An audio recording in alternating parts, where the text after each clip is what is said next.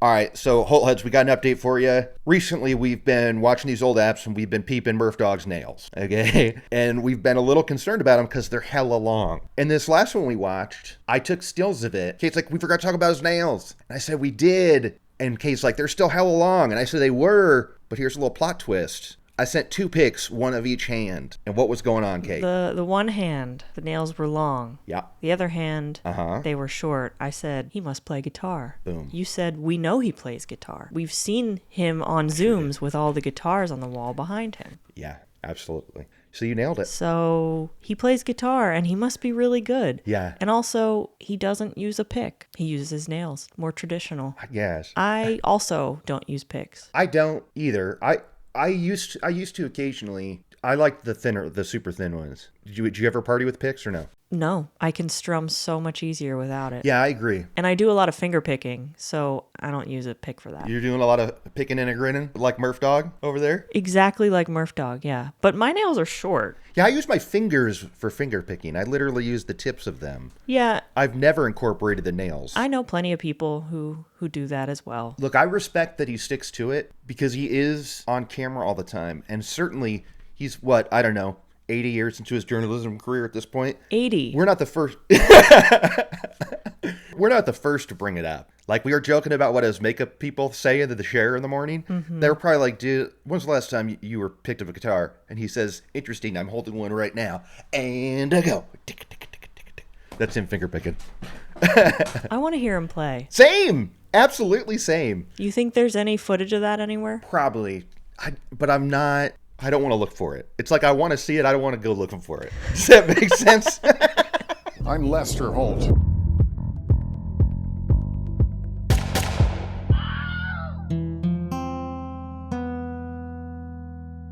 Howdy, Holtheads. Kurt Money here, alongside my co-host, Kateline. And we are back with yet another vault. Dateline. Deep in the reruns. We had to go back to the vault. They're still not bothering to put up the old ones up. That one from a few weeks ago, still not up on the cock, Kate. Weird. I know. And no response from them on the Insta about it. Oh, you asked? Yeah, and so did a lot of other people in the comments. But you're damn right I asked. And did I do it with a little touch-itude? I certainly did. Okay? About a 9 on the tension scale, Rube. But I think we found a good one. We got a Jmank joint here from 2019. Here's Josh Mankiewicz. Although I would argue some of the style from a lot of the people in this episode, I thought this was like 2010. I thought the same thing. Okay, good. We'll get into it. A lot of blazers. A lot of blazers and a very casual Jmank. Right? Yes. A very cash Jmank. Yeah. I was so confused because in some of his interviews, he's wearing a full suit and tie. With the pocket square and everything. And then in others, he's got a white t-shirt with a open shirt on top. Super cash. Yeah, and he was wearing like one of those like super tiny V-necks where it's barely a V-neck. Like that white t-shirt one he had. And then he'd be wearing just a polo under a blazer. What was that? I'll tell you what it is. This was the Jmank that I bonded with first. This was the thick Jmank. He's in his comfs, dog. Yeah. Right? He was a bigger dude then. I really think it was dressing for comf. Because now he's all hip and cool. I don't know if he has a stylist or like, you lose weight, all of a sudden you're super into looking good and stuff. But I appreciated this Jmank. I was like, I get it, dude. I get it, bro. We're here in our comps. Yup. God, that little white V-neck he wore, I was like, this is not the Jmank we know. What is up? No. I was very shook by that white V-neck. And when I looked it up, Same. it was 2019. I was like,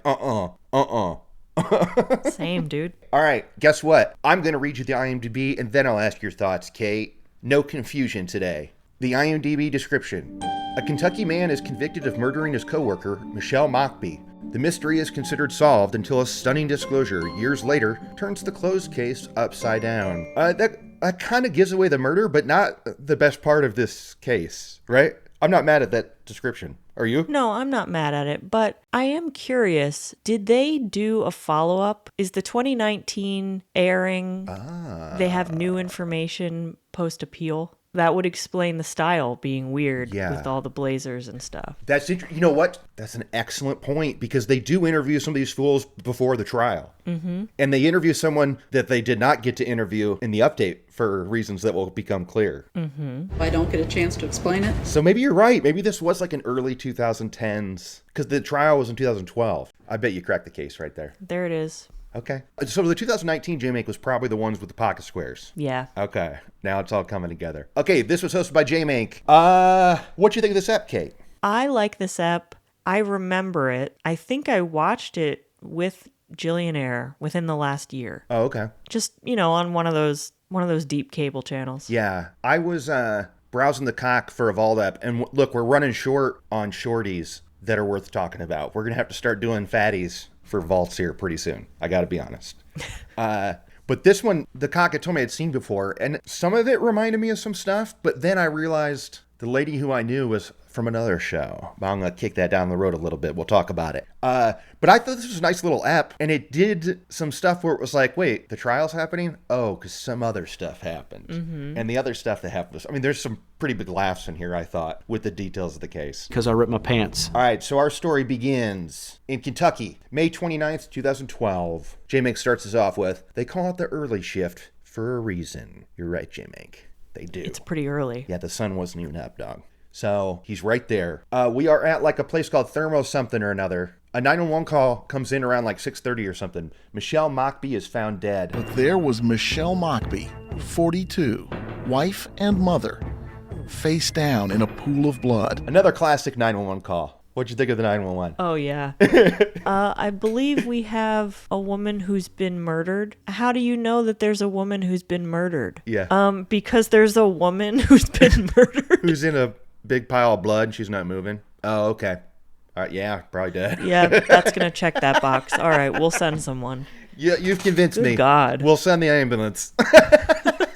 I just walked in her office, and I think somebody had killed somebody upstairs in her office. Okay. What makes you think somebody killed somebody? She's laying there on the ground, and there's blood all over. Before we talk about the cops showing up, we go to the background. Michelle Mockbee had met her husband, Dan Mockbee, at a work Christmas party in 1999, so like 13 years before this.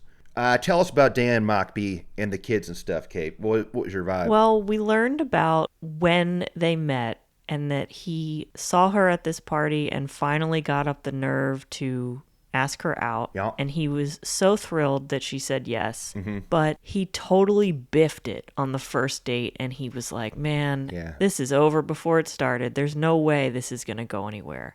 But to his surprise, she agreed to a second date. That's right. And Jmank was like, oh, you must have done something right. Then I asked her out again, and she said yes. And Well, maybe you did something right. I must have. I don't know. Yeah. Yeah, so they get married 2 years later, have 2 kids. We talked to the daughters. I remember she pretty much just said, be nice to people. So I was like, you know what? I'm going to be nice to people. So that morning on the 29th, she wakes up, and we see it on the security footage. She had gotten to work at 5:53 a.m. I mean, that's hella early. Have you ever worked at a job that started that early? I have never worked a job that started that early every day. No. There have been days, certain events where you just have to be there extra early. But I don't know that I've ever worked a job where like that was just the start of the shift. I mean, getting up at 5 something, sure. Yeah. But being there? I did once, the telemarketer thing for the flower place that I rollerbladed to. That started at 5 a.m. And remember, I had to get up at 3 a.m. to spend an hour and a half rollerblading there. And that was like a 10-hour, 12-hour day or some shit. It was crazy. You didn't have to rollerblade there. I did. I didn't have any money for that. There was no bus that ran that early. And I didn't have any money for an Uber, I'll tell you that much. And you didn't have a car.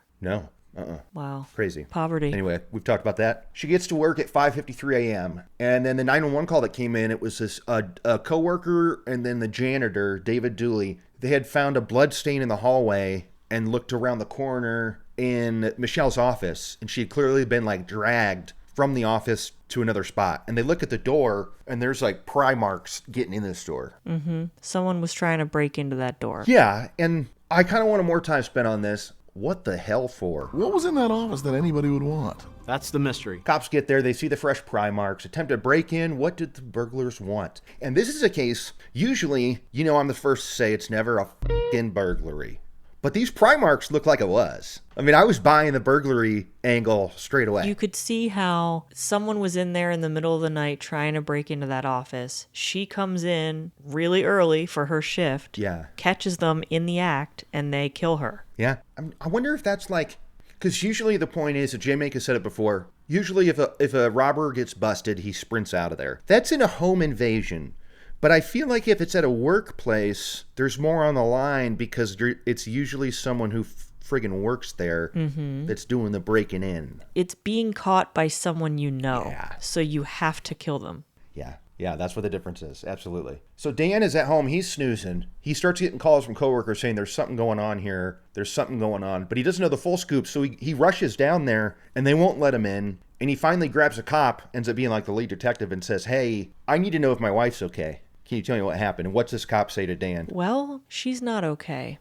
She has been bludgeoned to death. Yeah, she's dead. And this is how he finds out. And they say, hey, do you mind coming down for a polygraph? He says he will, but he did tell Jmank he was super nervous about it because he knew that if anything went bad with this polygraph, he was going to be suspect number one. Yeah. But he ends up passing. He did. And they immediately look elsewhere, which that's such a relief for him because he's mourning his wife and the mother of his kids. The last thing he needs to do is worry about going down for this. Yeah, and like this is the perfect scenario. This is what cops imagine will happen when anybody takes a polygraph. If you're innocent, you'll pass it and we'll forget about you, right? They literally said, you're good to go, dude. Yep. You did what we wanted and you passed, so you are off our list. This is like the morning of. Yeah, but also his alibi was that he was at home asleep because he didn't have to go to work that day. So I assume that the kids were there too. Also, like there was no evidence that he had followed his wife to the office. Yeah, and later this is going to be called into question that people will say he doesn't have an alibi. And I'd go, yes, he does. It was 6 a.m. He was sleeping, right? Like, that's not a no alibi scenario. I'm with him. When he said, I was doing what a lot of people would be doing at 6 a.m., I was asleep. And I was sleeping. It's not a very good alibi, but it's the only one I had. And I feel like he's answered this question a million times. Yeah. Right? But they didn't really go down the road of confirming that with the daughters or with surveillance or anything. Because there's no surveillance of him driving into work after her.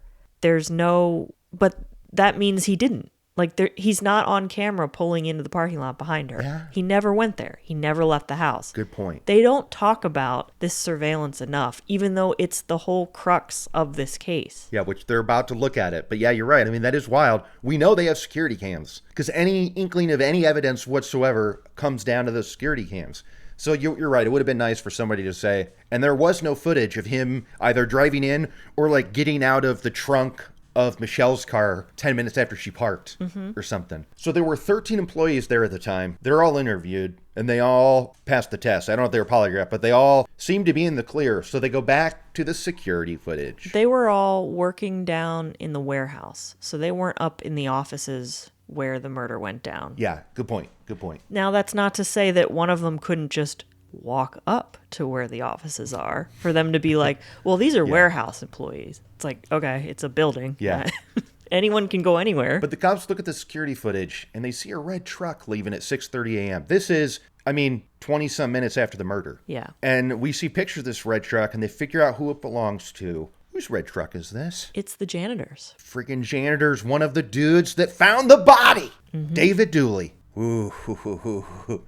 So but here's what's wild. He leaves at 6:30. He's back at 7 a.m. And the cops are going, whoa. We talked to this dude. He didn't tell us he left or that he came back. What's going on? Right? Now, to me, that's on its own not that suspicious because he is telling them when he found the body. He doesn't have to give them a breakdown of his whole day before that. If he's one of the 13 people that they interviewed, he does. Don't you think? Okay, sure. But I'm just coming at it from a neutral perspective here. The janitor, maybe he comes and goes a lot. He wasn't thinking like, oh, I should tell them all about my morning, every step. He's just saying, I found the body when I came upstairs with my coworker, and then we called y'all. Okay. I don't know. I feel like you think my attitude is based on knowing future knowledge. Is what I think right now. But I don't think that's what I'm guilty of here. I think if I was in that scenario, I'd be actively going, when do I tell these fools that I left and came back? Because, it would be in the front of my mind if I was being interviewed by the police. You don't think so? I don't know. Okay. It didn't immediately make me super suspicious. I just thought he lived close by, he was coming and going, whatever. Fair. And his reasoning was he hadn't heard from his wife and he was worried about her, so he wanted to go home and see if she's okay. I couldn't get a hold of my wife and I came home to make sure she was okay. So if you weren't suspicious at that point. I feel you. However, what happens when they go talk to this wife? This wife says, first of all, she says he didn't come home at between 6:30 and 7. The first time she saw him that day was when he was released from the cops, like at 3 in the afternoon. We heard this in a recording. When the cop went to go talk to her, we hear a recording, and they make a point of saying it's very unintelligible, and this will come into, they'll be contesting this during the trial. What did you make of this recording? Is that what she said? What do you think? Well, they kind of put it in her... They kind of hand it to her where all she has to say is yes. Agreed. So she didn't actually say those words, but they're like, so the first time you saw him that day was when we brought him back? And she goes, yeah. Yeah, and he kind of lets that happen too. Like the way that he said it, I'm with you here. Like there are parts that you can't hear what people are saying, but it is a case of she's answering him while he's saying the question, and she's just rolling with it, and he's rolling with it. Now, later, he's going to go, I went back to the recording, and you said that you hadn't seen him until we released him. And it's like, no, she said yes, yeah, to you saying after you released him. It's different. It's different. Right? It is. It's different. This conversation would prove critical to the entire case. What she said is in dispute because a part of the recording is hard to hear. But then later... They bring her back. They bring her downtown to talk to her. She says that she did see him that morning, that he came home and said that he split his pants and he needed to change them and then go back to work. I mean, it's funny you're saying split. He ripped them. And they keep saying ripped his pants. And I was dying, Kate. I don't know if it's because of my favorite episode of SpongeBob deals with this. Oops. I guess I ripped my pants again. But they say the fact that he ripped his pants, did he or did he not rip his pants? A bunch. And this was where I was going. Yeah, I love this episode. He ripped them doing a murder. If he ripped them at all.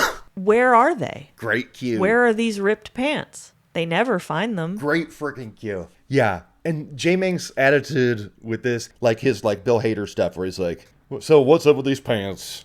And what's your wife and why'd she lie? Like that kind of stuff, right? Mm-hmm. So what's the truth, and why can't you and your wife agree on the same story? Because we're talking to both these fools. We're talking to David Dooley, the janitor, and we're talking to his wife. And he's saying, I never said that. I never said I came home because I ripped my pants and I needed to change them. Yeah.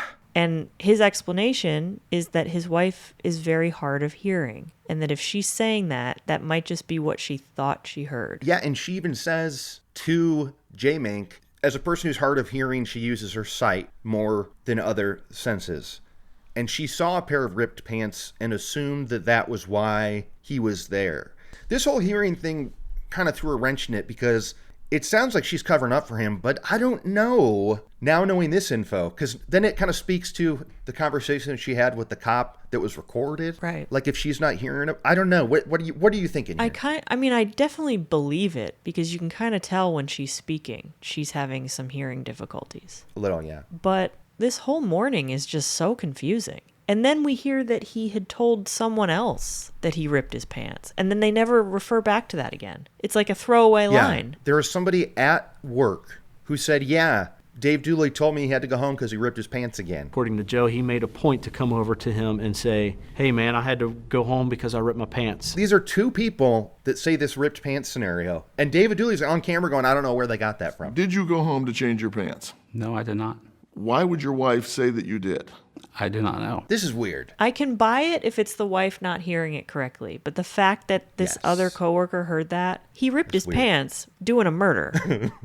Yeah, absolutely. So yeah, it's that coworker part that makes it real suspicious. So that gets them a search warrant, and they don't find anything. Another great Jmank delivery. So did you find DNA? Did you find this? And they're like, nope. But the search warrant comes up with nothing doesn't matter. September 27th, they arrest his ass. Charged with murder. This is when we meet Linda Talley Smith, the prosecutor, who this trial, she presents a case of what happened. And what does she say happened and why was she murdered by Dooley? She says that Dooley and his wife were scamming this company. Triple dipping, she says. This was fascinating. They were triple dipping with their time cards because I guess he was salaried, but then was also putting in time cards for him and his wife. Yeah. And it's unclear if her theory was that this was discovered, or if he was going there to break in to take the time cards out. Yeah, this is a weird scam. So her That feels like a thin motive. Sometimes desperate people do desperate things. Now, as Jmank says, that's a little shaky, but it's a good point in that the prosecutor's like, well, he's got, like, why? And they had a medical examiner say that she was bludgeoned to death with like a industrial tape gun, right? Mm-hmm. And I say gun, it was just a giant metal heavy tape dispenser. Yeah, right? They're heavy. Yeah, yeah. And so bludgeoned her to death with this, and people are going, why isn't there any blood anywhere? And they're like, because he's got his murder kit with him. The trash can with the cleaning supplies. At the time David Dooley attacked Michelle in that hallway, what did he have with him? A rolling crime scene cleanup. I kind of like that. That's a good point. But did they spray any luminol? Nope. Did they look to see if he wasn't as thorough in his cleanup job as they thought? Like, they didn't really do anything. Yeah, you're right. Or even Blue Star, as we know, is our new fave. Blue Star. They didn't mention it. You have to check out under the carpet. Yeah. You have to look up on the ceiling. Because he could have wiped it clean, but that doesn't mean there isn't still evidence. Yeah, and also, when it comes to the cleaning supplies that are available for use by the janitor or by everybody of a place, it's mostly 75% water mixed with other things, right? And it's in an unmarked label with the red cap. Like, so it's not like he had heavy-duty cleaning supplies. This is not a diss to cleaning supplies. It's how it is. You know what I mean? It's like, there's no way that's heavy-duty stuff. Yeah, he was a janitor. He wasn't like a professional power washing industrial cleaner. He's not coming in there with heavy-duty stuff like working magic or whatever. You know what I mean? No. So, it's because they don't find anything like that, and they find a lot of DNA on her that doesn't belong to, like, there's multiple questionable DNAs, right? And none of it's his, but they don't know whose it is. We heard testimony that there were many unknown DNA profiles. I mean, that's probably because she got dragged on the floor, right? Probably, yeah. But it's just, the motive is so weird that he felt like he had to break into that office to take these time cards. And he did it right when he knew she was going to come in for the day, when he could have been there all night trying to do this. Yeah, I needed more answers on this because I want to know how this scam worked. So obviously this was a big enough company where somebody could do this and it wouldn't get flagged immediately. Mm-hmm. But, and this is 2012, right? This isn't like in the 70s or something where everything's by hand. I don't know how somebody could do this scam successfully. That they'd send out 2 company checks to somebody and go, here's your hourly for last week. Oh, and here's your monthly salary or whatever. And one for your wife who doesn't work here. No, she does work there. She does. Oh, okay. He had actually been triple dipping by clocking himself in, clocking his wife in. Wait, you're right, though. That's weird. The victim and her husband worked there, and the supposed killer and his wife worked there. That's funny. You're right. I mean, it'd be bonks if she didn't. Then that would be, because we see time cards signed by the both of them, right? Anyway, more on the time cards later. But I had so many more questions. Like, how long has he been doing this scam, and did it work? Because later his defense is going to go, he was scamming them. Like, the defense says he was guilty of that. Right. So it wasn't just this one time. I guess, yeah. Because later, his second tier of defense says that those 2 time cards are gone for that week. Right. And I would say, well, are they missing or were they never put in because the scam wasn't happening then? Yeah, or what the prosecution thinks is that 6:30 a.m. trip that he took in his truck had a bag full of stuff in there, and in there were the 2 time cards that were never located. Yeah. Which seems pretty good stuff to me, I think. Yeah. And this was interesting. In the cold open, we hear, who we find out later is the prosecutor on the stand, we hear her twice say, I don't get to explain it. So I don't get a chance to explain it? Do you remember this? When they're like teasing the episode and she's getting grilled, she goes, do I have a chance to explain myself? Right. They say it in the cold open and they do it in a bump teasing the next thing after the commercial. We never hear the context of that. And we're like, wait a minute, the prosecutor is on trial? Yeah. And they never... She's on the witness stand? Because we had already talked to her because Jmank interviewed her towards the beginning. So then we see her on the stand and it's really weird. Yeah. And this is the point where we're not even halfway to the app. And this is where I was like, I think this is when I texted you, Kate. I said, I'm not done, but this is the episode. Mm-hmm. This is the app. Because they not only did they interview her, they gave her the full Dateline treatment. She had your classic B-roll setups where she's walking from one side of the room to the other, handing stuff to a coworker and going, thank you. David Dooley was in the middle of breaking into her office when she came up the steps and surprised him. This dude's found guilty. Life in prison.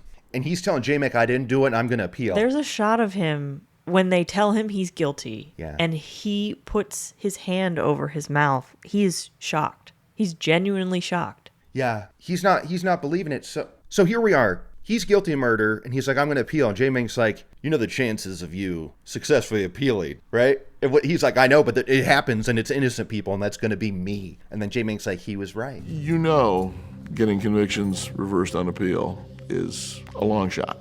But when you're innocent, it does happen, and it will happen. Because he does get an appeal. But in this moment, are you thinking he's guilty or what? In this moment, I'm like, I don't know, man. That case seemed flimsy. It does. And his second defense is going to love saying this, the classic, it's got to be beyond a reasonable doubt, blah, blah, blah, blah, blah. But my argument here would be, who else would break into that office? And who else's time cards are missing?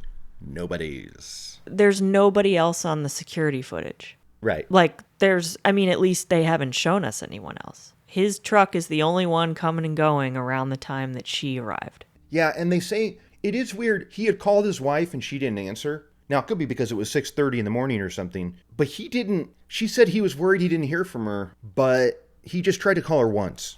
Now, here's a follow-up I would ask. How far away does he live from the office? Because the prosecution's angle was like, why didn't he keep trying her? Right. But he lives super close because he was there and back in a half hour. Yeah. So I don't know. That doesn't. He probably just thought, I'll just head home real quick and see what's up. Yeah, the time card thing and the why would he leave and come back? I don't know. Right at this point, I'm going, sorry, dude, you're looking good for it. But then a few years pass, and we've got a whistleblower in our midst. We don't talk to the whistleblower. No. But they say there is one. And what's this whistleblower tooting their whistle about, Kate? What happens here? Apparently, the prosecutor and the lead detective. Yup. Were knocking boots. Uh-oh! And oh my God, I love this. Things were not professional. No. And it called into question all of the cases that they'd worked on together, basically. And we know for a fact that she had that same fear, because here's the smoking gun. They find an 18-page letter that she had written this detective that she is on the stand having to read out loud. Now, what's she have to say in this letter? They're doing a lot of bleeping. Because she's pissed. Not to mention the fact that you allowed me to go through a complete murder trial without telling me the truth about that video. And now that I know it, what the am I going to do now? She found out that he's a liar and a head, and she's just reaming him for it. Now, of course he's a liar. Their affair is a secret. So right off the bat, it's like, yeah, well, you know what you're getting into when you're in a secret relationship like that. Now, look, they say the relationship didn't start till after this trial. So is it wrong? Are they not allowed to knock boots? It's not wrong if it started after, in my opinion. And it did. I mean, that's what Jmank tells us. The jaw-dropping headline said the affair between the prosecutor and the lead detective began weeks after the trial. Now, they have like a hearing and stuff because what's-his-name's Julie, his new defense attorney, who I liked her stamina and stuff, but she bugged me a little on some of the stuff. But she was fighting it. She's sitting there grilling the detective and the prosecutor like at the hearing for a new case. And she's going into him. And the detective sucks up there. He's shaking like a leaf, isn't he? Oh, yeah. And she's like, is that what you're saying? Is that what you're saying? And he's like, I'm not saying. He was like trying to like circle talk around it, and then she's like, yes or no. Yeah, because she's saying, did you have a sexual relationship with her during the trial? And he just kept going, we were friends. We were friends. And then when she finally says yes or no, and he says like, yes, and she's like, okay, was that so hard? Yeah. But also, he said at one point, he's like I said, yes. And it's like, that's not what you said. You said you were friends. Exactly. I'm asking you to answer. You're under oath, because she'll testify. She'll say, tell me what it is your answer is. I just said yes. Okay, thanks. Simple. He never once said yes, so that doesn't make any sense. And also, in between all that, he said that's none of your business. Let's not forget that. And she's like, sir, you're on the stand. Yeah, you're under oath, dude. She keeps saying this. And this was probably my biggest laugh. It's neck and neck between the rip the pants stuff with the Jmank or this part when they cut to the judge watching this go down. Oh my God. Did you laugh, Kate? I was dying. He was hooked. He was like, dude had like popcorn. He's like eating he popcorn. totally had popcorn. His mouth is open. He's squinting. He's looking back and forth. He's loving it. Yes. And he's like, "Oh, you're absolutely getting a new trial. This is shady as." Yeah, I've never seen a judge with a worse poker face. Usually they're up there looking bored or angry, and this dude was like, and then what happened? Oh my God, that was great. Both sides had to brace themselves for a new trial. So they get another freaking trial. Now, here's some more stuff. Oh wait, here's the whole point of why she was so angry in that letter, is that she found out after the fact that detective that she was boning had suppressed evidence, basically, because there was additional security footage of what the cops called a random dude walking in the parking lot 10 hours before the murder. Yes. And she wrote in her letter, "You hid that, and it makes me look bad. And if this comes out, we're both screwed." And? And that's what happened. Yeah. Now that I know what a complete liar you are, I am going to grapple with ethical issues with every case in which you were involved. I mean, everything she said was true, right? Like, so it's like, because her argument at the new trial when she has to go on the stand, or no, so her argument is that didn't matter for the case. And the cop is saying that he didn't give that evidence up because he knew that guy didn't do anything. And I'm going, well, now is when somebody can say tunnel vision or whatever. But we see the footage, Kate. What do you make of that footage? Where are you at on this? I honestly side with the cop on this one. This dude is on surveillance 10 hours before the murder. 10 it's hours. It's at 8:30 the night before. It's not it. And he's just like some guy using the parking lot to cut through to get somewhere else. And he's like dressed kind of well. He's like, he doesn't look like a drifter or anyone sketchy. He looked like he just had like jeans and a t-shirt, and I could almost make the case he did kind of look like a drifter. Not a drifter. He looked like a random dude throwing something out. That's ultimately what they come to think. He's cutting through the parking lot. He's like, "Oh, I think there's a dumpster over there. I'll toss this and I'll keep going." We've all done that. Yes. The video in question shows a man outside the Thermo Fisher building. Police call him the random dude. Now, what's weird is we don't see that whole footage, so it must be longer. We only see him walk towards the building and then walking away. But when they show him walking away, it looks like he found a trash can on camera and put something in there and kept walking. So if that's what they saw, I get where they're coming from, like, this shouldn't matter. But the fact that the prosecutor was so upset about what could happen, it clearly should have mattered, because she knew it, right? Like, before she got busted for it, she was like, this is horseshit, dude. This is ethical minefield right now. Like, why'd you do this? Don't you agree? I guess, but how is that footage any more significant than the rest of the surveillance that day of cars coming and going? Well, only one car was coming and going, and that was the killers, I think. Right, but this was like the night before. So wouldn't there still be people around? Wouldn't there be other cars? I mean, this is the previous day. I mean, it all depends if this place has like a night shift or whatever, right? I mean, 8:51. They have an early shift. Right. But I mean, there are a ton of businesses out there that I would sadly never work for. The 8:51 might as well be 1 a.m. to the people that work there. Yeah. You can agree with that. Yeah. But I'm with you. I mean, was there anything else? And also, this was another thing where I needed answers on. This was an 18-page email or something that she did not send. She never sent it. So how'd the who found the email? I need more I need more answers here, don't you? You think it was like her husband or her boyfriend? Well, I was looking for, I didn't see a rock though. I mean, we don't know if either of them were married. I mean, that's what I was saying, where it's like, maybe they just were into each other. They called it an affair, but they didn't say anything about either of them being married. It's a good question though. Who else would have access to this 18-page letter? It had to have been an email that was in her draft. Now, what's going to suck if it was like her therapist who said, here's what you got to do. You're going to write a letter and you're not going to send it.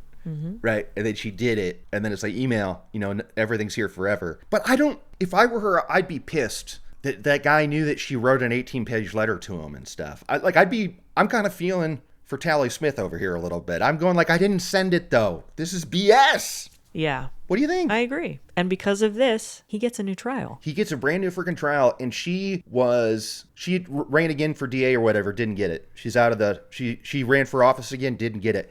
Now, this is how I had to admit that I was mildly into her, because I was Googling her, right? And then I see a still, and I go, because I'm not sure I'd seen this Dateline, but I knew her for some reason. And I saw a little still online, and I'm going to send it to you right now. I'm going to ask you what show this is, Kate. See if you recognize it. Okay. See if you think that I might have seen her on this. Is that FF? Boom, boom, boom, boom, ba, ba, boom. FF, baby! A lot younger there. Well, yeah, this was 2004. And the stuff happened in 2018, so. Wow. But of course that's an FF, Kate. What else would that be? Doesn't that scream FF to you? I'm not familiar with the way they do their lower thirds. Fair. You're right, Kate. I'm asking a lot here. But that's 1,000% an FF, and I rewatched that up, and it's a sad one, and she's only on it for a little bit. In Kentucky, we have a rule that says that a defendant's statements are not enough. You have to have something to corroborate a defendant's statements. But I clearly, when I watched that FF, was like, what's Lindy Talley-Smith up to these days? That's why she was familiar a little. Anyway.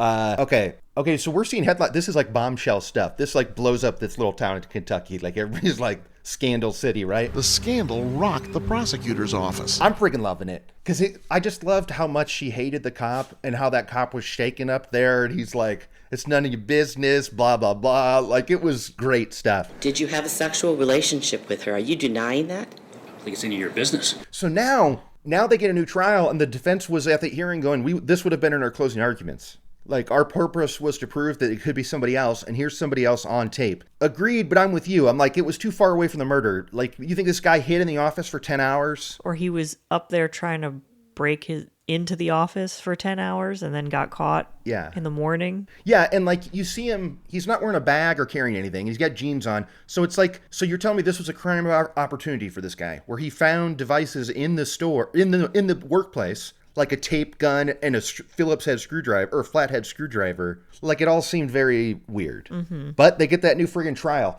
Now this was weird. Retrial granted. Now, rules of evidence, this is what Jmank said. Rules of evidence stated that the jury could not know about that 18-page letter from the prosecution. Rules of evidence prevented defense attorneys from introducing Linda Talley-Smith's letters in court. Why not? Should they have known? I guess because that video is now included in the evidence, so they don't need the letter. So you don't think they should know that something was suppressed, potentially? I mean, I guess I see the point there, but what do you think? I don't know. In this case, it's really just the one thing. Yeah, but they weren't allowed to know that the prosecutor found out about it after and was mad that she didn't get to put it in and stuff. He just said rules of evidence, and I'm curious what that rule is. Like, it's an unrelated case somehow? I don't know. But the tape got to make it in. Yeah. The random dude. And now Dooley's got a new defense team. It's this lady and this dude. And the dude, we're calling that guy in the tape a random dude the whole time. That's what it said in the notes from the cops. But what they did have this time around was the random dude video. And this fool calls him the walking guy. It's the random dude, my dude. What the walking man shows is that that's not true. The walking guy. Boy, that annoyed the hell out of me. What did you think of this defense attorney? Because she was going for the prosecutor. She had kind of a tood with Jmank. I wasn't sure about her point a few times. Yeah, she was doing the best with what she had, I think. Jmank was like, this is all pretty thin, and she's adamant about, I forget what she was saying. It was like, there was at one point where she's like, yeah, and? Yeah, because he goes, it sounds like you're throwing stuff at the wall and see what sticks. And she goes, I was. Yeah, I am. That's what I'm doing. Yeah, that's my job. I mean, that feels like you're throwing everything at the wall to see what sticks. Yes, I am. That's my job. And her point is, she brings in the husband again, and she goes, we're looking at the wrong guy. So they bring up Dave, not Dave. Was his name Dave too? Please tell me. Hang on. Dan, thank God. You all right? Yeah, I just got sunscreen in my eye. Sunscreen. You put that stuff on daily? Of course. Got to protect that skin, right? Every day. Are you going outside and stuff? Or you just pop it on just to be safe? You put it on. You have to put it on even if you're not going outside. What? Why? Windows. Shut up. Are you serious? Just part of the skincare routine. Okay, well, I love it. And when we're in season 30 of ILH, I think you'll be able to see the results. Because I don't put sunscreen on when I go outside on purpose to mow the lawn and stuff. That's not good. So I'm gonna be a leather guy in here. You're gonna look like a leather bag. Yeah. A leather Floridian. That's right. Okay, wait. So they talk to Dan again, and they're like, where was he? He doesn't have an alibi. He was asleep. Thank you. He's asleep. But they say that he had gotten an insurance claim of like over $400,000 and he had taken out in increments of like $10,000, $20,000 from the ATM. And her theory is, well, he could be paying somebody that he paid to murder his wife. I don't know. I mean, now, first off, do you think there's any credence to that? I mean, it's a lot of money, but I don't. Well, did they ask him what it was for? No. What did he say it was for? They didn't ask him. It could have been to pay for college for his daughters. Yeah. It could be a lot of stuff. Well, suggest that something's wrong. $409,000 of cash withdrawals. Could he be paying somebody? I don't know. So there's that. And then she says, this is where I really turn on the defense attorney, because Jmank goes, but you admit that he was breaking in there and committing a crime. So doesn't it make sense that he would kill her if she got caught? And she goes, what? Why would he kill her if he got caught? And it's like, you fucking idiot. It happens all the time, this thing. Like, we know it's crazy. That's what murder is. Murder's pretty bonkers. It's a bad idea. She's acting like, yeah, but that's crazy. Yeah. That would be murder, right? Yeah. You don't think he'd kill to cover that up? No, absolutely not. Even though it would have meant loss of his job and maybe loss of his wife's job. So we're going to kill somebody? No. Her response to that made me real mad. I was like, this is a classic textbook reason to murder somebody, lady. Okay, though. Oh, also they found a screwdriver in Dooley's locker that was locked, right? And this screwdriver, flathead screwdriver, we see they have like experts. It could be the device that was tried to get jammed into the door. Mm-hmm. How you feel about this screwdriver? If the striations match, then yeah, I buy it. Yeah, when you see they had some close-ups of the end of it, and it looked jacked up too, right? Like that flathead was not. You weren't going to be able to use that to unscrew stuff anymore. It was crooked at the end of it from like heavy use. But we see the door and the damage, and it's chopped in a way where you can see the width of the device that they used to do the chopping. And that looked like it matched that screwdriver. So, I mean, they said this is circumstantial. I don't know. That's pretty good evidence right there. What do you think? It's pretty good. It would be better if it had been found next to the door with his fingerprints on it. Right, or sticking out of her neck or something. I suppose that would have been a little better. That's true. Because, again, I guess they're admitting that he was breaking in. But that sinks him there. Who else and why would you be breaking into that office? I don't... Yeah, there's no money in it. None! We see the office. It's a straight-up office. Like, it's not... It's boring as hell. Like, this company is not a place you need to be breaking into. No. But they were allowed to present the walking guy, as the dude called him, but we know him as Random Dude. They're allowed to see that footage. And so I guess old Dave Dooley is probably feeling good about his chances at this point when the jury goes back to talk about it. But what happens, so the first trial, they took 2 days of deliberations, came back guilty. This one's only 7 hours. And what's the verdict? It's guilty. We, the jury, find the defendant, David Dooley, guilty of murder under instruction number 4. It's guilty. I mean, same as before. And I guess, okay, she lost her job and stuff, and she looks disgraced because she was, boning this dope dingus detective guy. Mm-hmm. But she can sleep at night knowing that this wrong was righted about the footage, though. There was a retrial, and even with that footage in there, it did not matter. Right. You see what I'm saying? Mm-hmm. So I guess it's good in that sense. Because I guess I get why they gave him the retrial, but I also get why they still found him guilty, because he looks good for it. IMO. And he tells Jmank himself that he did not do this. Yeah, and his wife believes him. His wife was on there getting interviewed, a little salty about it. They lie, they cheat to win, and that's what they do. But we also hear from the victim's siblings. Of course. And they are relieved that he's found guilty again, because they were so excited the first time, and then when they found out he was getting another trial, they were devastated. Yeah, you got to go through it again and stuff, right? I mean, it sucks. It was 7 years after it happened. These siblings were funny to me because they did not look like they were related. I couldn't agree more. I could not agree more. Even if you throw in the victim, if you put them all on a line, I'm like, nope. I never would have picked these 4 out that they were related. 4 random people, no blood relation. Yeah, that was wild. All right, well, look at us. Oh, it's still an hour, Kate. I thought we were flying over here. We're still yapping. I thought this was like the shortest record ever. No. Oh, all right. Well, what's up? You got a list or what? Kate's unnamed list. No, dog. No. I have excellent news, because I do have one thing on my list. Okay? Kick-ass list. Kick-ass list. There's a close-up. They were saying, hey, we never found Dave Dooley's work boots. And they say, yes, he wore them, but they weren't steel-toed. So OSHA would be pissed. But guess what?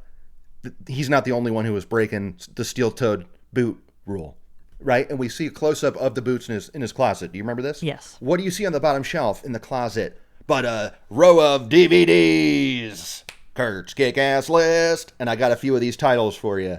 You ready? Let's hear it. Van Wilder, The Village, War of the Worlds, and The Wild. Not the Reese Witherspoon movie, but the cartoon, the animated film, The Wild. And those were, I couldn't make out a few of the other ones, but those are the ones I could see. And what do you think I'm thinking right now, Kate? I have no idea what you're thinking. Even though they're stored on the bottom shelf in the closet, like they're stacked on carpet, like that's not very, it looks like they're not given a care, they're on the bottom shelf, but they are storing them in alphabetical order. So I say, well done.